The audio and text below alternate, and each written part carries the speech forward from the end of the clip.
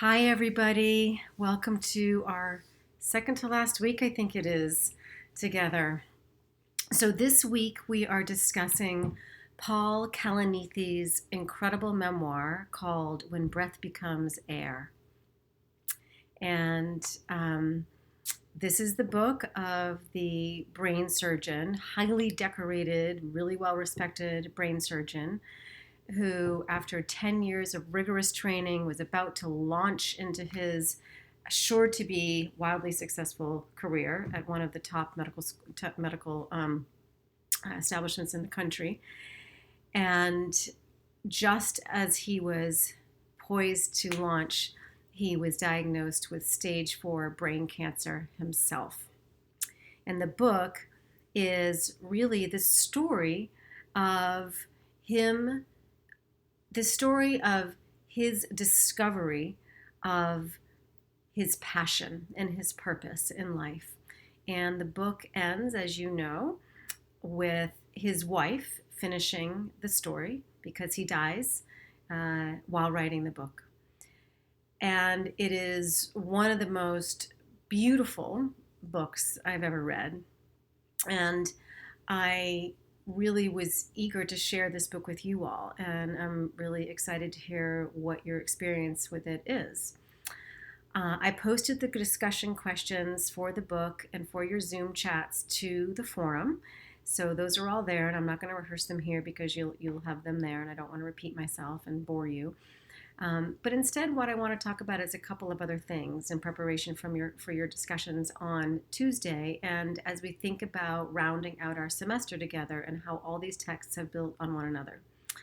So first of all, I asked you the question, what do you think about Paul himself, the narrator, his sensibility, like who he is in the world and how he makes sense of things and how he sees things and just the trajectory of his life. I'm wondering how reading his memoir made you think about your own life. And that's a question I would really like you guys to address in your Zoom chats. What did you think about Paul? What did you think about his sensibility? How would you describe him as a person? How would you describe him as a thinker? How would you describe him as a doctor? How would you describe him as a husband, as a dad? Just what do you think about his sensibility as a human being, and how did his story leave you thinking about your own life? What questions did his memoir raise for you about your own life and how you are making choices and what you're choosing to prioritize and what you feel like really matters and what doesn't? So I'm very eager to hear what you think about that. I'm also interested to know what you think about Paul's trajectory through college, into graduate school, starting as an English major and finding his way into neuroscience. You might recall that on the very first day of class, moons ago now, I shared with you my own college story, and it was not from English to neuroscience, but it was from studio art to English by way of a lot of different things. And that might look haphazard and undisciplined and disorganized and fickle to some, but it wasn't at all to me. And I think the same of Paul's story. And again, I wonder how, looking at his trajectory, how he moved from one area of interest into the next and how one led him to the next, how that makes you think about what you're doing. For instance, what did the study of poetry, Walt Whitman and the poets, what did the study of literature, how did that lead him to the study of biology? Right? How do the big questions at the heart of literature, at the heart of the human condition, how do those then lead one to become interested in the science of life? Does that make sense to you? How does the science of biology then lead one to want to know about the science of the brain? One of the things I love that Paul Kalanithi points out in his memoir is that the study of the human condition is the study of relationships. Right? It's the study of interrelation. It's the study of being in relationship because we don't exist in isolation. We can't make sense of ourselves, of our lives, of each other without relationship. Morals, virtue, according to Aristotle, right? None of these things can exist in an individual vacuum. They only come into meaning and have truth when in relationship. Morals are the code of living in relationship. On a desert island with no other creatures, there would be no need for morals, right? Um, so I think it's really interesting that his fascination with basically the relational nature of human being led him to the study of the human brain, where all of that stuff is wired. So I think it's, to me, his trajectory makes a great deal of sense, but I love how that trajectory of his collapses a lot of the distinctions that we so often think of as somehow important or real that separate certain areas of study, like the sciences and the humanities. I was previously married to Dr. Zona in the chemistry department. You probably, a lot of you know that. And he teaches chem in the chemistry department, and I'm a poet. And when we first got married, some people would say to us, this is an unlikely union, a poet and a chemist, and both of us would be like, no. What do poetry and chemistry have in common? Both the scientist and the poet look really carefully at the world, right? We both look like underneath. We want to get inside of things and see how things work. We come at it from different angles, but the point is kind of the same. So I'm wondering how you might make sense of Paul Kalanithi's trajectory. How do you see these things stitching together? And I think that doing the work of putting those pieces together will help you make sense of your own story, your own trajectory in new ways. And I think it might also open up possibilities for you to think about your future story in new ways as well. So that's something I'd also love to see you talk about on your Zoom calls. Finally, I wanted to talk to you about death, right? And I again think that this is, as all of the topics we've been talking about for the last 4 or 5 weeks have been, uncannily timely given COVID-19, the coronavirus, and the experience of the pandemic we're experiencing globally, and how we are all responding to that collectively in various ways, including shut-in and doing teaching online like this. So the course that we're in together is called Narratives of Human Potential. What does it mean to live a life of full potential? What does it mean to actualize yourself fully? What does it mean to engage life wholly and wholeheartedly? And so it might seem like a discussion of death is the most unlikely way to conclude our class, but I actually think it's the perfect way to conclude our class. I think to really harness life, we need to get real and clear about the way we think about death. I was listening to a podcast yesterday by Rich Roll. I think I've talked to you guys about him before. R-I-C-H, new word, R-O-L-L, Rich Roll. He's phenomenal. I highly suggest you subscribing to his podcast and listening to it. He's brilliant, and his guests are just cutting edge, amazing. And this guy named Charles Eisenstein was on this past week. And it's called The Coronation. I think that's the name of his podcast episode, The Coronation. And in this episode, Charles Eisenstein talks about death and the coronavirus, but our culture as a whole, and the culture that we've been long before now, and the culture that we are, that this pandemic is really bringing into sharp relief and exposing about us. And one of Charles Eisenstein's concerns is that we as a culture are hyper risk averse. We tend to put safety first at all costs, and that there is a cost to that. And he's not turning a blind eye to the suffering or the trauma or the grief or the loss that we're experiencing now. And he's not saying that everybody should go out and ride their bikes without bike helmets and not wear seatbelts or take crazy risks and invest in crazy stocks. He's not doing that at all.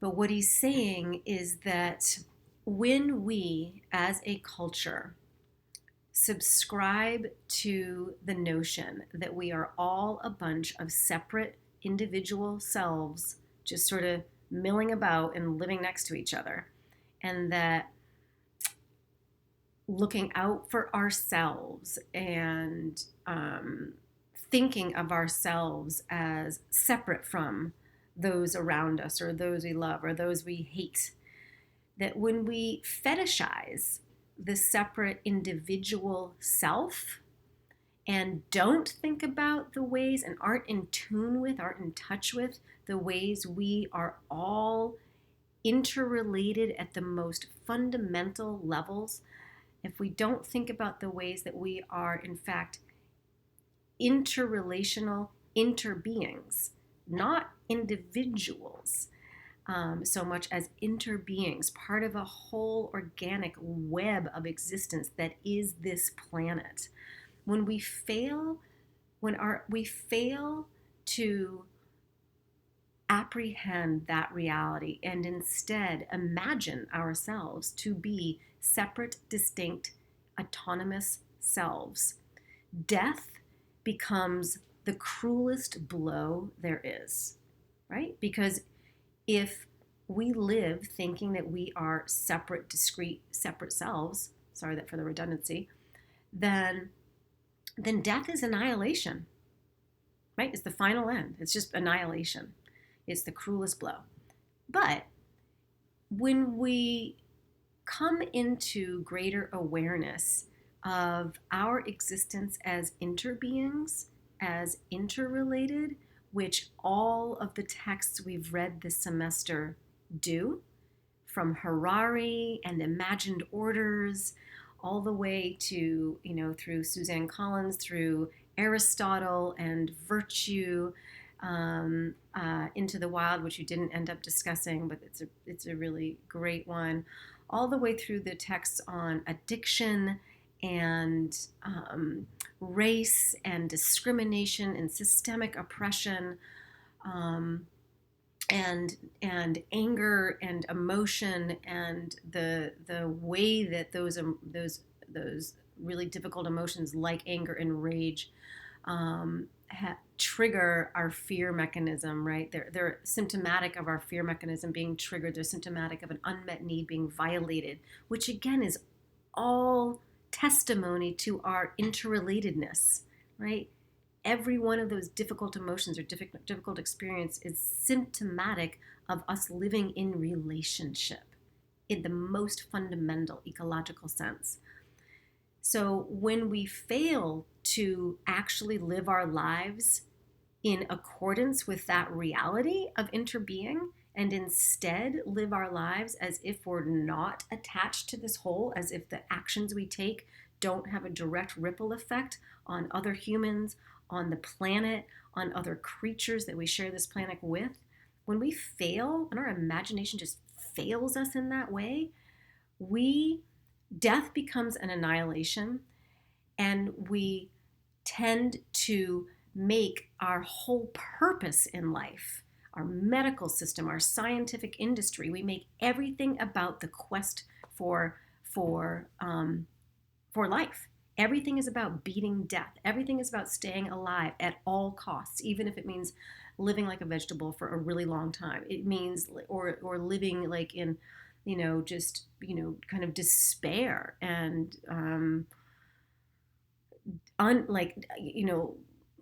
taking 25 medications and having a really poor quality of life, but you're alive, so it's all good, right? And I'm not suggesting that we just, that somehow being elderly and being feeble and being infirm do not make our lives worthy. Quite the contrary.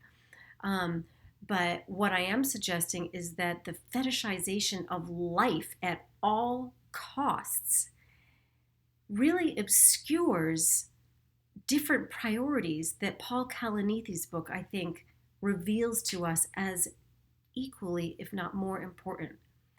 So that maybe the question isn't how do we live the longest life? How can we stay alive, despite everything? And more, how do we live a beautiful life? Not what does it mean to live as long as possible, no matter what the costs are, but what does it mean to live a really beautiful life? Like, what if that was our priority?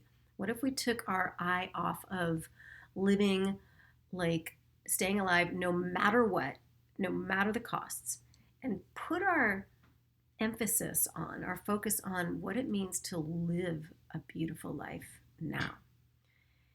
And that priority, shifting our priorities in that way, becomes a lot more possible when we start to think of ourselves not as separate, distinct beings, but rather as beings who are an inextricable part of a thrumming global cosmic ecology, right? Where the plants we eat, the trees that help us breathe, the soil that nurtures us, the water that moves through our bodies, and we're 70% water, the water that keeps us alive, the atmosphere, other animals with whom we live in a very finely wrought ecosystem that requires balance, not egregious excess. Um, when we start to recognize ourselves as like that person who seems so different, rather than somehow in competition with them, everything changes. And we start to have a consciousness of ourselves as part of a larger thrumming whole. And when we do that, when we recognize that our life doesn't begin and end with just the sort of like skin sack of bones and organs that we are, but that it's part of this larger system that predates us and will outlive us, death no longer has the resonance of annihilation. Death takes on a different resonance. And again, this is not to suggest that we should not feel pain and grief and intense sorrow when we lose those we love, and that we shouldn't try to keep those we love alive. But I'm asking for a paradigm shift, a shift of emphasis, not like a pivot, but just like a shift of emphasis from like the right foot to the left. Like, where maybe the questions we've been asking aren't the very best questions that we could ask ourselves and each other about what it means to live a fully realized life. And with that in mind, I'd like to leave you with an exercise that I invite all of you to do before your Zoom chats on Tuesday. And this is a really fun exercise. I give this to students every year at the end, every semester at the end of our class, and they love it. And they use it. I've had people write me years later saying, I still use the 5 whys and it's so good. So here's the exercise. So you want to get out a pen and a piece of paper, a couple pieces of paper maybe. And I want you to ask yourself, I want you to answer this question. First of all, what is your major right now? What is your course of study right now? Why did you choose the major you did? Or no. The first question is, what is your major? Then I want you to write down number 1. Why did you choose this major? And then I want you to write the answer down. Why did you choose that major? So you write that down. Whatever comes to you, be completely honest. Doesn't matter what the answer is. All the answers are equally valid. And number 2, why? So you have the answer to that question. Why did you choose this major? Right? That's number 1. And then why? So maybe your answer is, I'm going to make this just really stereotypical and easy. So I'm not saying this is the reason that everybody goes into business. Okay. So this is just an easy example. Let's say you chose to be a business major, or something more specific within the business school. And your reason is that you want to make a lot of money. Okay, great. So that's your reason. So then you ask a second time, why? Why do you want to make a lot of money? Cool. Write that answer down. Number 3, why? So say, I want to make a lot of money because I want to be able to afford to have a nice house one day, and to be able to raise a family. Okay, great. Number 4, why? Why do you care about having a nice house, and why do you want to raise a family? Why? And then you want to do it one more time. 5 whys. Question at the top, why did you choose your major? And then 5 whys. You keep asking, why? The 5th why, that's your big why. That's your North Star right now. And you want to ask yourself, do you like your why? Do you like your why? If you do, awesome. If you don't, think about it. Are you doing what you really want to be doing?